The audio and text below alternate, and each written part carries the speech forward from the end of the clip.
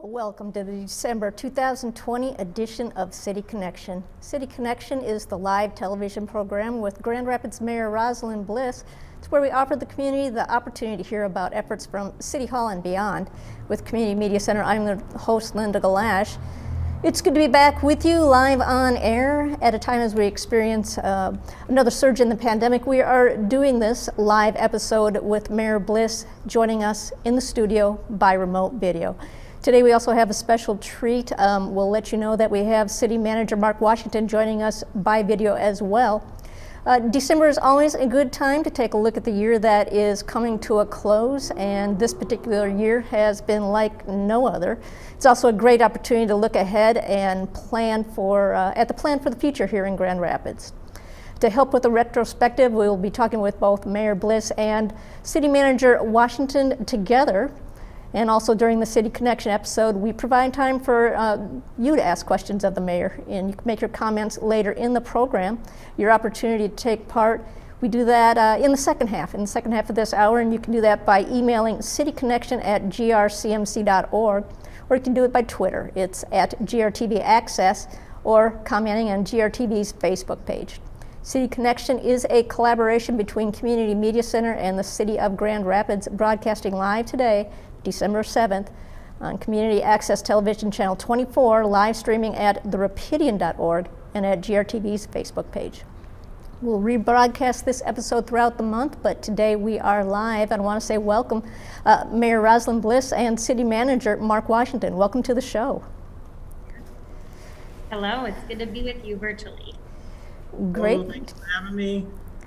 Well, good to have you both. We have done this show together. It just looked a lot different the last time we did this, not too long after you arrived here in Grand Rapids, City Manager. But we're just going to kind of take this time to give a little bit of a review, a look back at what's happened here in 2020, maybe your top 3 or so things that make this year memorable to you, and then we'll pivot after that. We'll shift to looking at what's ahead for Grand Rapids.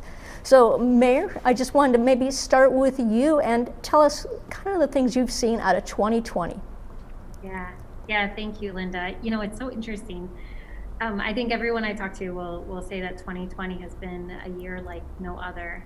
And, you know, in thinking back on this past year, I did my State of the City address about 2 weeks before the stay-at-home order and state of emergency was issued. So I had this long list of goals and hopes for this year, and 2 weeks later they were turned upside down, and really all of us experienced this significant shift in our world as we started to grapple with how do you navigate a pandemic. You know, and with that said, that's been a lot of this year. It's been a lot of responding quickly and really managing crises. But there are so many things that I'm proud of here within the city and within our community. You know, as the needs in our community became apparent, we as a community came together and really collaborated and worked together collectively to figure out what we needed to do to support families. So United Way set up a coronavirus response fund, and we're able to raise millions of dollars really quickly to help families and individuals. We had restaurants who had food in the refrigerators, and they started donating that food to, you know, individuals who were laid off. We had the business community and our economic development community come together with the city to identify ways to support our small businesses that were impacted. And then we saw this tremendous community spirit all over our city where, you know, neighbors were supporting neighbors, and people were standing outside with words of support to our frontline workers, and really rallying together as a community to really express our community pride and spirit and remind everyone that we're in this together. And then internally, we had to pivot quickly from city services that got shifted quickly that the city manager can touch on. But then, you know, you look back at everything we've been able to do. You know, we've transformed outside spaces quickly into social zones for businesses to utilize. We've really changed a lot of our city processes and streamlined them in order to support economic recovery. And then really working with community members closely, the health department primarily, as we come together as a community to try to mitigate the spread of COVID. And as you said, we're experiencing another surge right now. And the only way we're going to mitigate that is by all of us coming together and following those medical precautions. So it's been a year of, I should just say, a collaboration and partnership and a real sense of community, even though we're all going through a lot of challenges. You know, this year has been a year of a lot of stress and pain and heartbreak. You know, in our community alone, hundreds of people have lost their lives to COVID. And so it's just been a really challenging year, yet also lots of experiences that warm your heart and give you great hope about the future. Thanks, Mayor. And City Manager Washington, maybe a little bit of the same from you, your thoughts on what it's meant for our city, and then a little bit about the switch of marshaling city resources to address this. Yeah, thank you, Linda. I agree with the mayor. It certainly has been a year that has tested who we are as a community, because it's been tough. It's been tough individually, it's been tough civically for government and corporately for small businesses, and also socially. I mean, in addition to all the medical issues that the pandemic has caused around health and well-being, we've had to deal with some of the issues around racial injustice as a result of some of the national issues that happened outside of our community that brought local attention to some of the things that were occurring in our community around public safety. And so, if you will, we've been wrestling with this double pandemic, or triple, both COVID, the economy, as well as these issues around racial injustice, systemic issues, and police reform. And it has, brought out the best and worst to some degree. I think it, particularly around the issues of social injustice, once the murders of Breonna Taylor and George Floyd began getting national attention, we had to take a hard look into how we manage the resources within our own police department and the type of culture we wanted to have within the department, and partnership we wanted to have with the community. And I appreciate our police chief, Payne, for working with his command staff and with the community to figure out how policing might look differently in this community, that we would be able to build trust with residents and take a more neighborhood approach and use more de-escalation tactics. And it's a mixed bag. Some people were real pleased with our progress that we've made, and certainly we recognize it's a journey and not a sprint. And others wanted to see more progressive reform, and we're making progress. I'm real pleased with what has come through that, and we've been able to strengthen our oversight office for more transparency and accountability in the police department. But at the same time, it's been hard because with the increasing number of increasing number of deaths with the pandemic, we likewise have seen very uptick in violence in our community.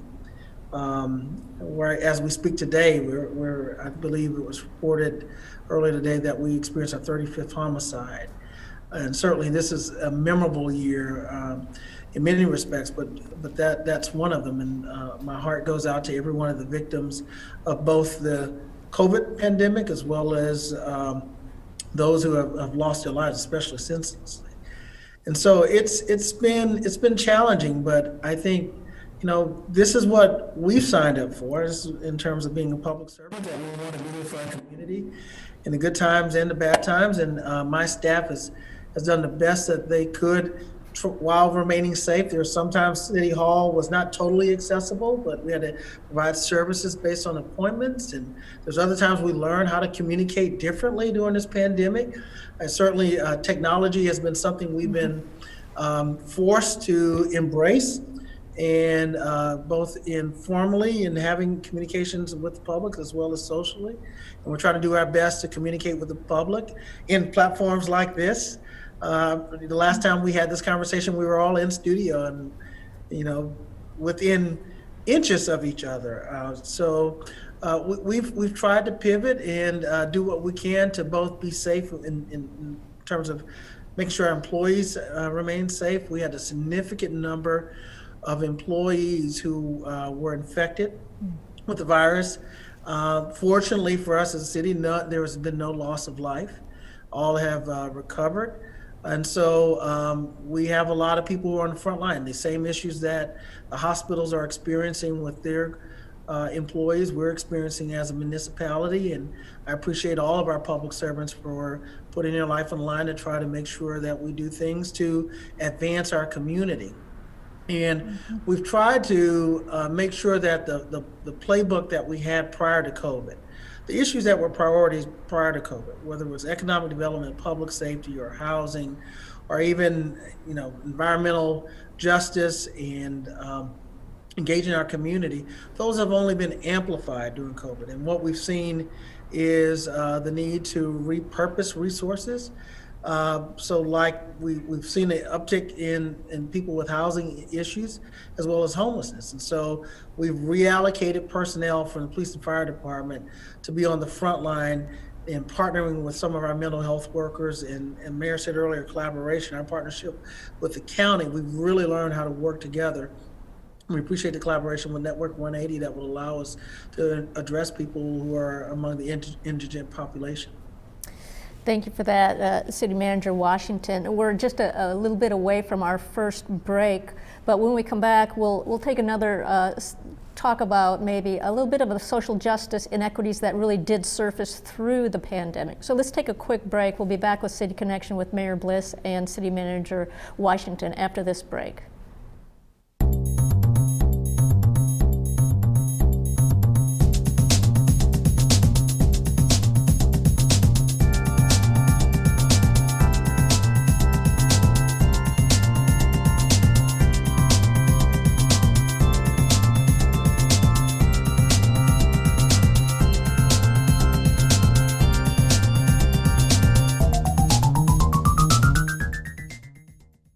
I want peace on earth.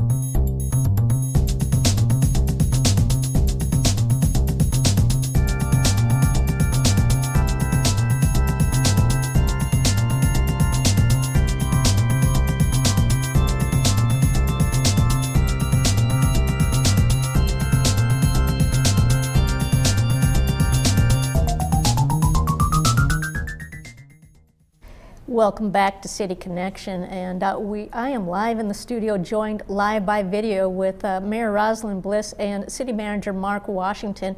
We were talking just a little bit before the break, a bit about how a pandemic has brought to the surface some of the social injustices that the city was kind of working on, addressing, really digging into right before a lot of this happened. And Mayor Bliss, did you want to follow up a little bit on what City Manager Washington was mentioning? Yeah, I appreciate that. You know, the pandemic has amplified and exposed so many of the deep racial disparities that exist across systems, whether it has been in the medical field or, you know, individuals that have been most impacted by furloughs and layoffs and losing their jobs or not being able to work remotely from home, you know, economic opportunity. You know, even we just recently saw data based on, you know, what businesses were successful in getting PPP and small business loans, and people of color and business owners of color were disproportionately left out of a lot of those resources.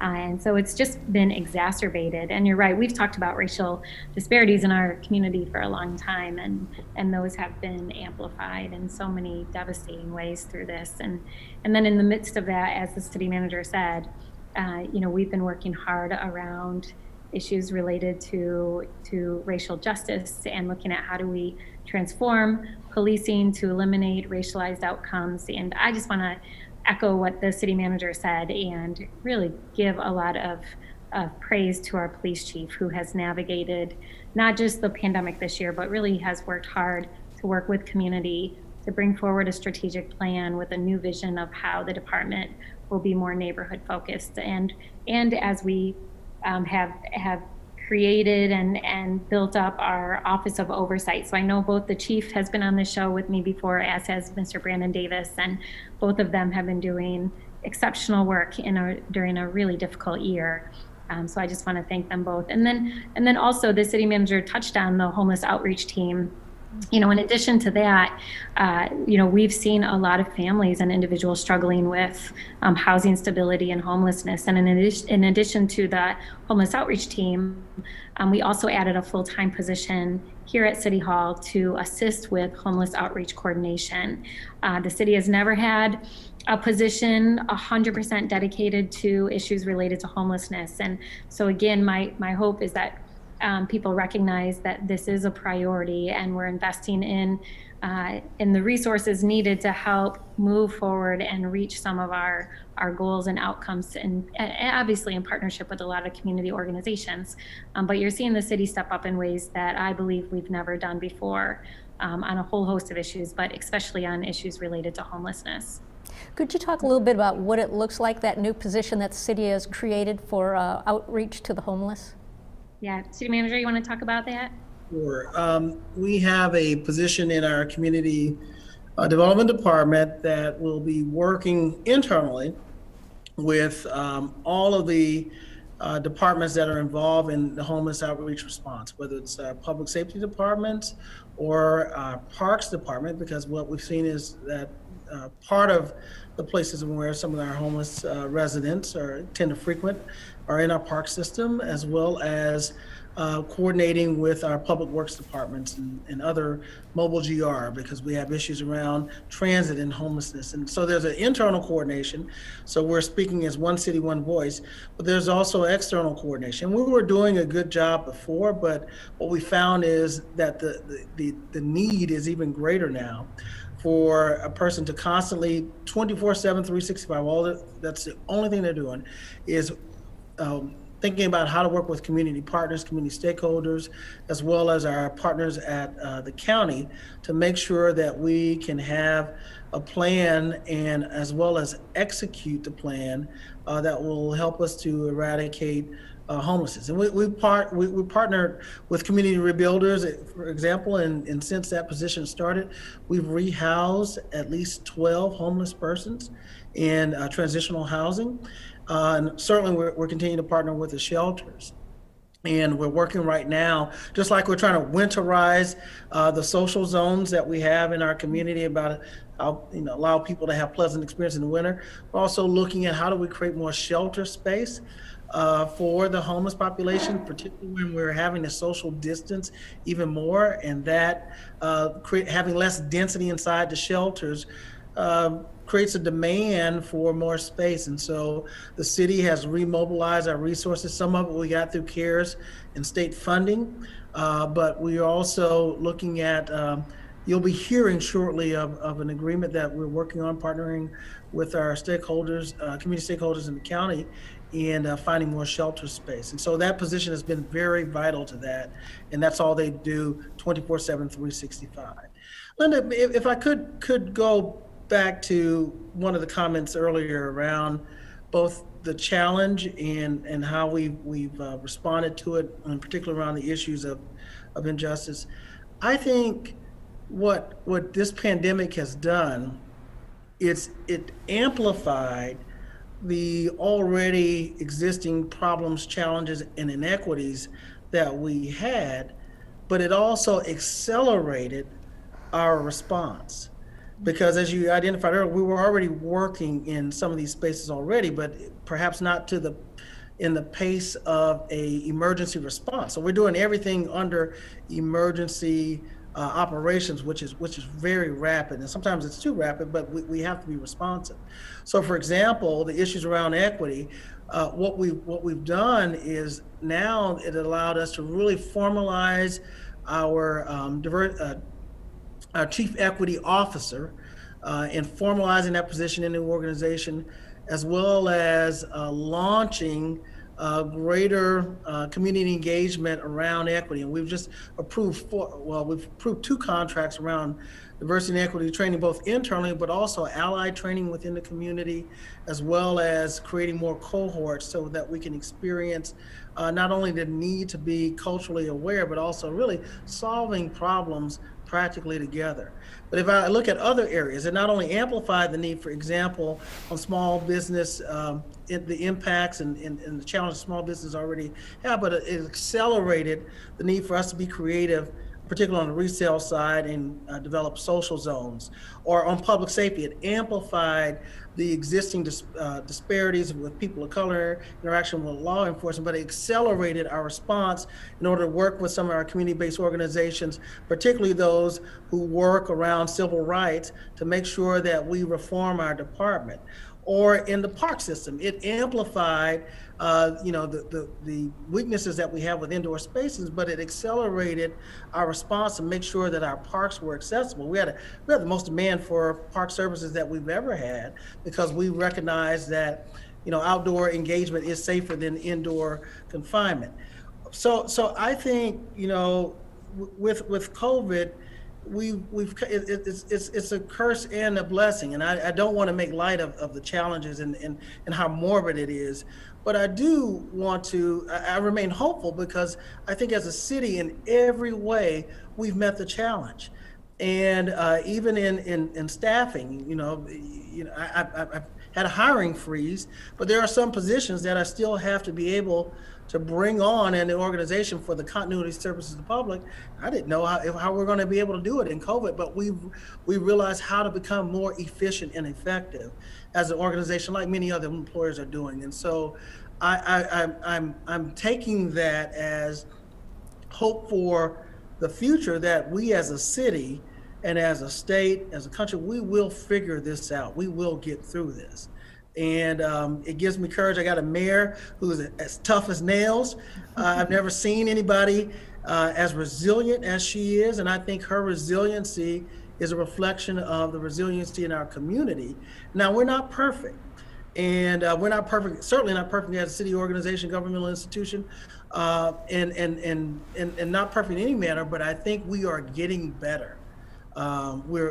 This pandemic is, as strange as it may sound, it is making us better than where we were before we went in it.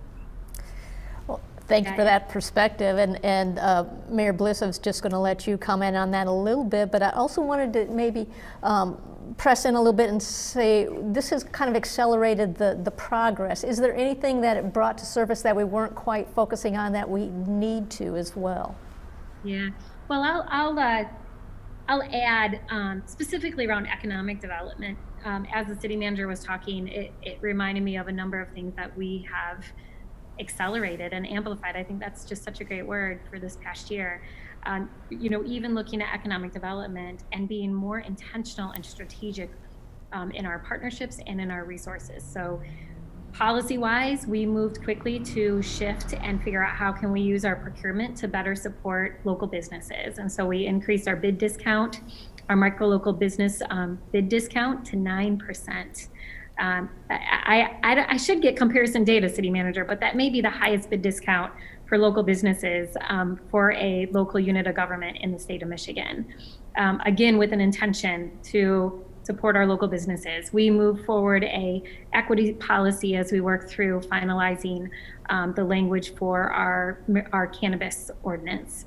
We also recently moved forward contracts through our economic development department to work more closely with our Hispanic Chamber and with the Grand Rapids area Black businesses and with our Local First organization, again with a intention to what can we do to support our local and small businesses, particularly minority and women-owned businesses. I feel like we have been much more intentional and strategic, but also there's just been an urgency added to everything this year, which has made our jobs busier, a little more chaotic at times, but because of the urgency of the moment, we have moved, I would say, quicker on a number of these issues than I have seen us move as a city in the 15 years that I've been around this table.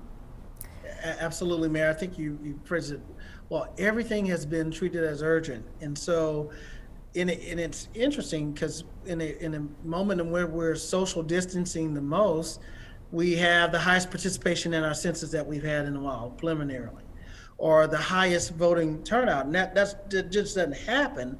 It's by intention. It's also by accountability from the public and support and collaboration from the public. But there's a sense of urgency about everything. Now, the challenge is, for an organization, this is not sustainable. Not right. Well, like we've been moving at 100 miles an hour since March until December, and I, as managing not just the city but the organization, have a lot of employees that are starting to experience the fatigue and the burnout, and like every other citizen, I mean, there are other people that are experiencing this in their own environments as well. And so as we move forward, I think for 2021, and hopefully begin to stabilize in both our number of infections and response and funding, and a lot of it is economically driven, that we'll be able to really prioritize and be laser focused on what are the things we need to do in the kind of the near term to help in recovery. And we had this conversation with the City Commission back in October, I believe it was the end of October, around the retreat, really prioritizing for the future and focusing around several areas. And what we found is that there are about 6 or so areas that we really need to hone in for the remainder of 2021. Public safety, crime prevention, economic development, obviously the responses related to COVID infection rate, housing and homelessness, and fiscal sustainability. So I'm hoping that we're able to, as both a community and organization, really become, laser focused on establishing priorities and really bringing some normalization back to our community. And we know it's going to be hard, and there's going to be a long tail on the recovery, but I think we have started to try to funnel the priorities and realize everything cannot be urgent all the time. That's a great point, City Manager Washington, and it's a good way for us to take the next break and come back in the next half of the hour to talk a little bit about the future look and some of those 6 or so items that you're mentioning that are priorities and what we can look forward to in the second half of fiscal year 2021 or in the calendar year 2021. So we'll take a break right now here on City Connection. We'll be right back with Mayor Rosalynn Bliss, City Manager Mark Washington.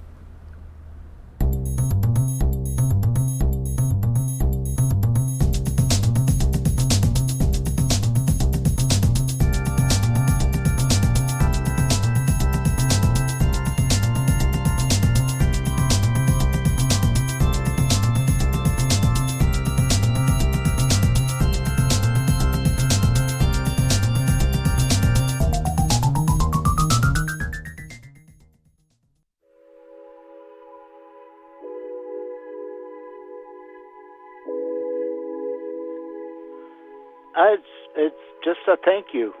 I've had a good time with your station, and I got nothing else but thank you. Keep going.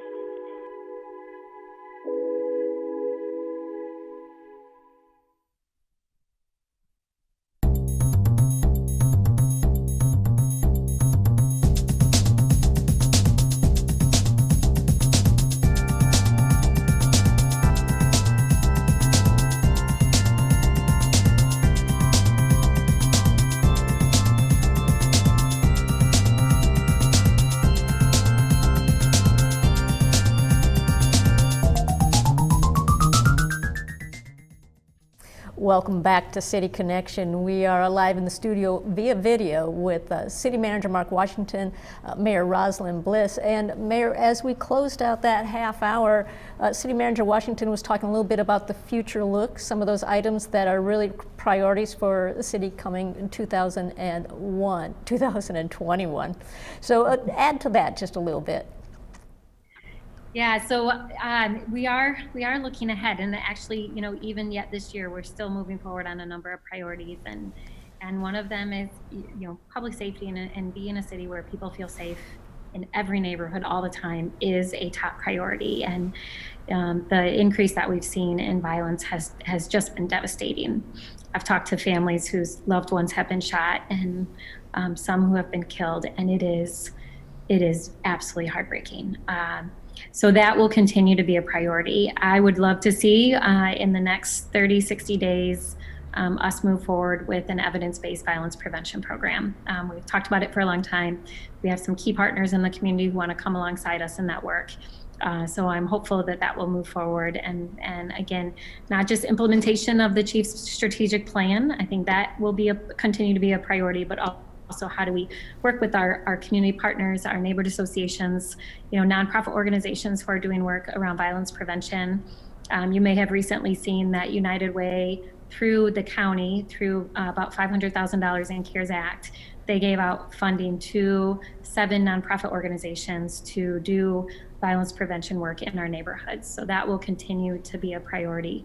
Looking at next year, also, we have a lot of work still to do around homelessness and housing.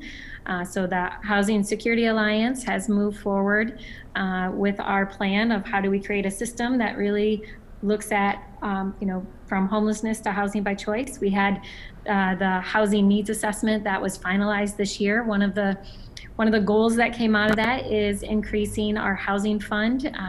Ideally, by the time I'm done being mayor, it'll be close to $20 million. But we need to talk about how do we build that fund up so that we can support smaller infill projects that will help with making sure that we have adequate housing in this community, particularly affordable housing in this community. Next year, another priority of ours is to move forward with updating our master plan, again, with a heavy emphasis on housing. I'm really happy to see that we're just finishing up our age-friendly action plan, which we've been working on for over 2 years now. And as that plan is finalized, that too will be utilized in the updating of the master plan. So that's a significant priority for our community. It's an opportunity to look to what do we want the future of our city to look like when it comes to planning and zoning. So it's a huge undertaking, but it's a really important undertaking that we do as a community. So those are some of the big ones. I'll let the city manager touch on the others. I'll leave a few for him to talk about from our retreat, but I also know that he has some priorities as well. Well, I'll just step back before we talk about specific city-led initiatives. Just from a community-wide perspective, I think the light at the end of the tunnel begins with the vaccination and making sure that we have good education around the vaccine and the medical science and trust. And I know that there are some people who will have to make personal decisions and whether or not they are willing to trust the scientific evidence, but we've been assured that it will be safe and it will be,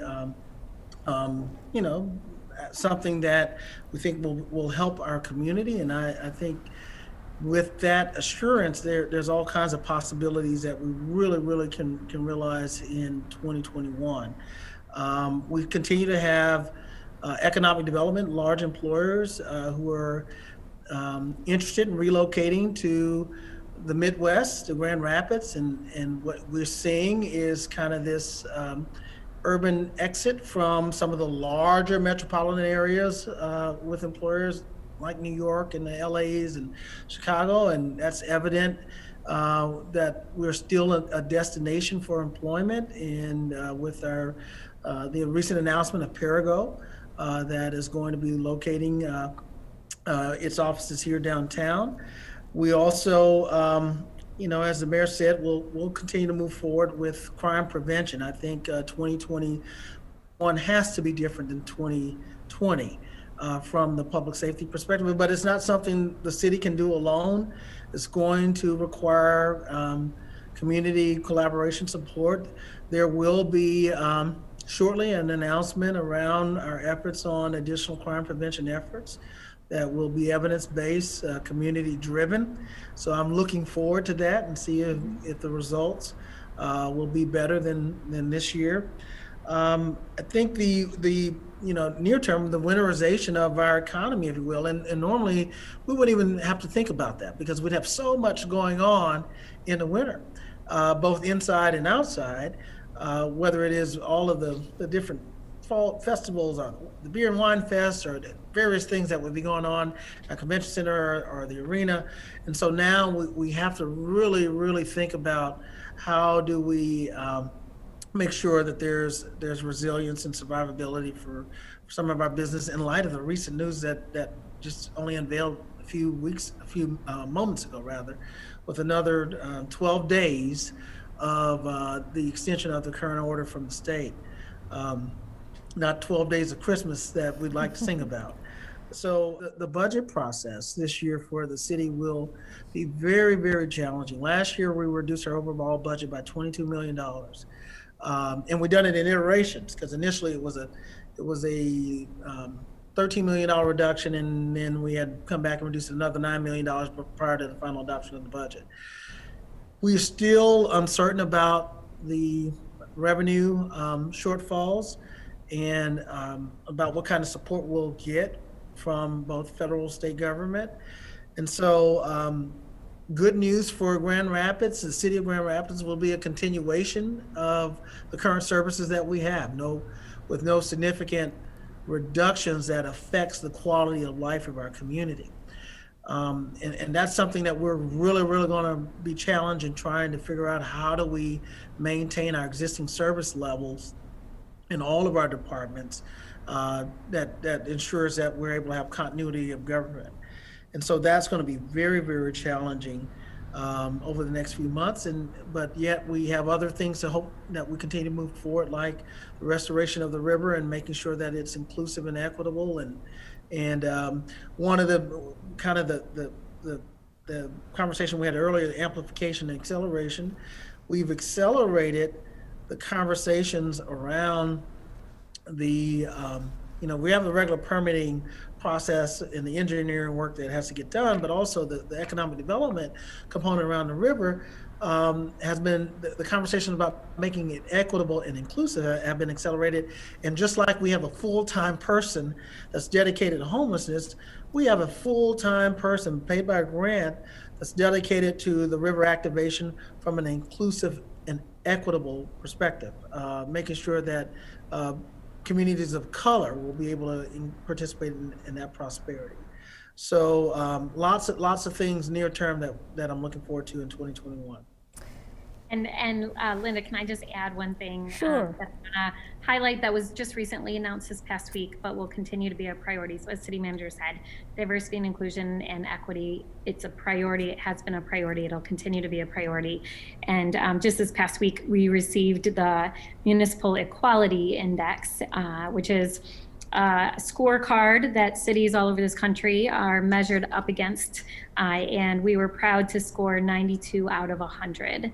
And so that's a score that we all should be proud of. That's indicative of the work that we're doing around diversity, inclusion, and equity. Well, Mayor, and it's relative, and so it's not that we're saying we're an A by any means, but it's from whence we've come, because 2 years ago, that score was 72 or so. And so all the work that we've done, the policy work, has been recognized as becoming an equitable, inclusive city. And certainly we're not there yet. The goal is 100 plus, but it's progress that we're making, and it's good for our community. It's good for the economy. But again, we're still challenged by, in our own crystal ball, what kind of support will we receive outside of our community from the federal and state government? Yeah, which we are advocating for now. We're hopeful to see another federal relief package with dedicated funding that would go directly to support cities and states. Obviously, there's a lot going on in DC right now and a lot of chatter about that. I'm hopeful, although there have been many times I've been disappointed with DC and their ability to get things done. And then at the state level, we've been working really hard with the Michigan Municipal League and cities throughout the state to really encourage our state legislature to pass a community stabilization plan, which would support cities and local units of government to really weather this storm. So I just wanted to ask a little bit, because you both talked a bit about the city's finances and how there were cuts leading up to the passing of the current budget, and still the year played out very differently than maybe it was anticipated and couldn't know at that point.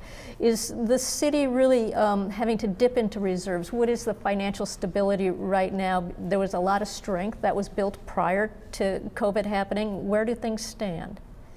Yeah, right now we're still in. The last year's budget did not require us to utilize any of our reserves. We were able to balance the budget without use of reserves. And that is the plan. That is how I would like to manage the city in fiscal year 22. I would want to avoid reserves. I want to avoid cuts that deeply impact our service level. In the municipal government, a lot of our services are rendered not just technologically, but it's through labor, through people. And so I don't want to have deep reductions in personnel. And so what we've done, we've tried to be smart about where the reductions were. Some of it was contract renegotiations. We had contract renewed. For example, our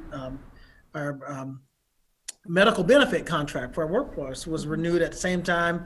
We had just started 2020, and we were able to save, $13 million over a 3-year period. There are other savings that we realized. Some of it was by reducing some temporary staffing and service levels. But hopefully moving forward, we won't have to have significant reductions that will require us to use reserves, because what we've learned from the 2008 fiscal cliff was it took 3 years plus for some communities to come out. And so I would hate to begin utilizing reserves very early on in the recovery. But those are things we'll have to figure out. Thank you for that. We're going to take another break. We'll come back with some more of the future look after this break, but City Connection with Mayor Rosalynn Bliss and City Manager Mark Washington. Taking a break right now.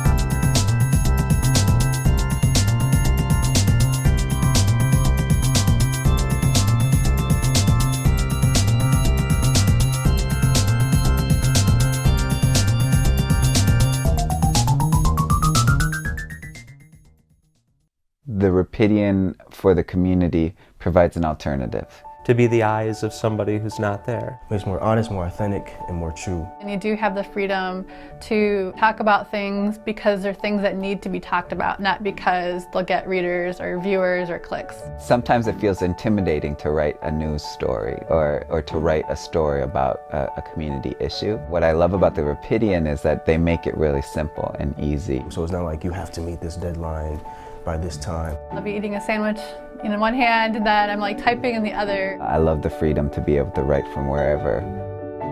I think it's a really powerful experience when people are able to tell their story and to be heard. Anyone can have a voice. Anybody can speak. It's a platform for the community to tell its own story in a very authentic way, and that's powerful. A community has to be involved in order for it to be sustainable. And so it tells you something about our community.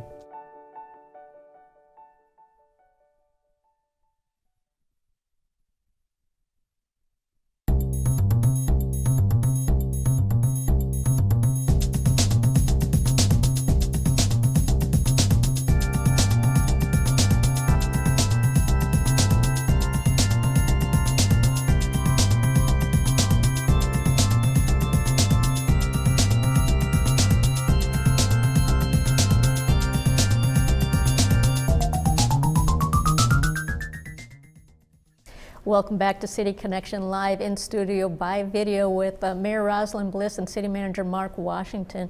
And Mayor Bliss wanted to pitch it to you for a little bit more of looking forward, and then how can we really help our community at this time? Yeah. So, looking forward, I'm grateful to have an amazing team here at the city to help us navigate this. And, we, as the city manager said, going into next year, there's still a lot of unknowns. We're hopeful that the federal government will come through, as I said, or that the state will support us in collecting income taxes. And so we're hopeful that we won't have to make deep cuts and we'll be able to maintain services as well as get through this without the city having significant financial shortfalls. And then just thinking about the year ahead, we will, as the city manager said, we are at a point where we know that there's an effective vaccine and it's going to be rolled out over the next 4 to 6 months. So hopefully, just like all of us here at City Hall, that gives people hope that there is a light at the end of the tunnel. We're going to get through this pandemic. And then we need to think about what does next year look like and how do we start to reopen safely in this community. And in the meantime, what can we do to support our businesses that are struggling to make sure that they too can open back up in 4, 6, 8 months from now. So here at the city and with a lot of partners in the community, including the Chamber and the Hispanic Chamber and Local First and Experience Grand Rapids, we've been encouraging people that if they have the resources to shop local and be really intentional about getting out there and supporting our local businesses. Restaurants, get out there and buy a gift card or do takeout and just do what we can to help these small businesses make it through this pandemic. The people who own these businesses, they're our neighbors and our friends, and they're people that we care about, and they're people who add to the vibrancy of our local community. And then also going into the holiday, I know that this is a hard time for a lot of people. A lot of people are alone or they feel isolated. I think that's magnified this year because of the pandemic. And I know a lot of people who are struggling emotionally. And if that's you, then I really encourage you to reach out for help. Don't suffer in silence and don't suffer alone. Call Network 180, call Pine Rest. There are people out there who are here to help. And then for families who are struggling financially, we know with this recent shutdown, a lot of people found out at the last minute that they once again were without a job. And there is support out there, so please call United Way. There are funds and support available to help families meet their essential needs as we continue to work through this pandemic together. So I just encourage people to reach out for help if they need help. Thank you, Mayor. And Mr. Washington, can you tell us just a little bit of maybe some of the direct resources that people can connect with? The mayor mentioned Network 180 and Pine Rest and United Way. How about some of the city services that are available? So our Economic Development Department just launched a small business relief program for businesses that are in the CDBG targeted areas. So that either serving low-income people or the majority of their staff are people that qualify for low-income benefits. And some of the micro grants that are available for those small businesses, less than 25 people employed, would allow them to get about up to $5,000. And so if there's, may not sound like a lot, but every little bit helps.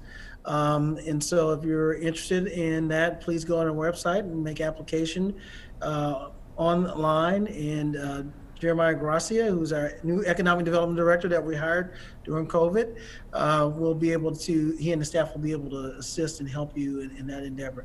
I do also want to echo what the mayor has also said about just personal mental health and support services. This has not only been a professional challenge, but it's been a personal challenge for me. I've lost loved ones due to being COVID infected, one around Easter and the other on Thanksgiving Day. And, it is challenging. And I would echo what the mayor said in terms of, one of the things we're trying to do for our employees is to make sure that we are there for them and have our internal wellness program. But we're also trying to make sure, to the extent possible, that we can be supportive of other people that are experiencing difficulties. So the police department has also rolled out the services of the victim assistance specialist, because we know that there has been an uptick in violence, but also the need for people who have been victim or have experienced or been traumatized by violent crimes. And so in addition to having the detectives follow up on the actual criminal event, we do have support services available for support that some of our social and behavioral health specialists in the police department can follow up and become supportive for victims and victim advocates. So if you experience that as well, that is available resource for you. You know, this might be a little bit out of each of your realms of expertise, but what do you suggest us, just citizens, us as individuals, do in terms of, we know we should keep in touch with people if we can, check in on folks, also do business with our small businesses, but any recommendations, any suggestions in that sort of way? Well, I think picking up the phone, you know, I think in today's day and age with social media, we've kind of gotten away from talking to people we text, we email, we tag on social media. I've been really encouraging people this year to pick up the phone and call not just your relatives and the people that you love, but call a neighbor that you know lives alone, or check in on them. Leave a note on their door and let them know that if they need something, especially if they're elderly, that you're a resource for them. And then a lot of our nonprofit organizations, they still need volunteers. So if you're healthy and you're physically able to spend a few hours helping out, I know I've done this a number of times throughout the last several months. I've gone out and helped deliver meals and sack lunches. You know, there's still a need with a lot of our nonprofits, especially this time of year, where they need volunteers. Our food banks are busier than they've ever been, sadly, and that requires people to help them with all the logistics of making that happen. And then obviously supporting your local businesses. I've even stopped in and just checked in on them and said, how are you doing? What can I do to be helpful? Just letting them know that you see them and that it's a struggle, and that you care that they're going to be there next year with us. Thank you for that. And City Manager Washington, I'm sorry to hear about the loss of loved ones in your life through this, and you no doubt identify with a lot of people in our country right now. Thank you for that. I would also like to echo what the mayor said about being hyper-local. That's one of the things that I think that we're going to have to be very intentional about, especially during this holiday season, is being unapologetically intentional about keeping our business in Grand Rapids or the Grand Rapids area. And so I would encourage you to do that. I have done so many times. I've not taken my picture and posted it on the city's Facebook page of where I'm shopping. I'm afraid that if I show one place that somebody else will accuse me of not going to another place. But I do. I try to be very intentional about supporting our local businesses. So I know it's real easy now to go online and buy anywhere around the country or around the world, but I think we need to take the added time and effort and cost, if need be, during this holiday season to make sure that we're extremely local. Sounds fantastic. I want to give each of you 1 minute as we close out to say, what are you looking forward to, excited to look forward to in 2021? And either of you can go first. You want to start, City Manager? I think a new beginning, starting a new year with experiencing family in a different way. I think this holiday season is going to be very, very special. I got a very talented team of staff that surround me. I'm looking forward to solving some of the issues with them and with community, and working with our elected and governing officials to make sure that we prioritize and are able to provide the hope that's needed and make sure that our community is resilient. So I am not afraid of the impossible, because I don't believe that exists. I believe that we're able to do everything, even if it seems impossible. So I'm encouraged for 2021. Thank you for that. Well, I'm looking forward to a little bit of a break over the holiday because things do tend to slow down a little bit. But then looking forward to next year, I too am hopeful. Yeah, I've always believed that through challenge and obstacles comes great opportunity, and I'm looking forward to having the time to reflect and to figure out how we're going to build back better. How do we come back from this pandemic stronger, more inclusive, more equitable, more of a livable city? If any city can do it, I believe that we can do it. And then I'm really looking forward to just spending time physically with people. As mayor, a significant part of my job was out in community. I would go to schools and talk to kids. I would read to kids. I would go to community meetings. I would go and I would speak large groups, small gatherings. And I just really miss being around people in this community and spending time with them. And there's something, Zoom is nice, but you really miss out on being able to develop some deep relationships and just sit with people, even during hard times. And so I'm looking forward to seeing people face to face soon. Well, thank you for that. Karaoke experience. Karaoke, city commission meetings. Nobody usually says those things, so that's amazing. Thank you both, City Manager Mark Washington, Mayor Rosalynn Bliss, for a unique city connection that really filled us in on a lot of things. We've been updated pretty well on what's going on in the city, and we thank you for that. We'll wrap up City Connection for December. I'm Linda Gellasch, host with Community Media Center, and I must say thank you for the GRTV crew here at Community Media Center that made this very unique broadcast possible. I want to say thanks to Chris Kocher, Will Mosqueda, and Ted Dietrich.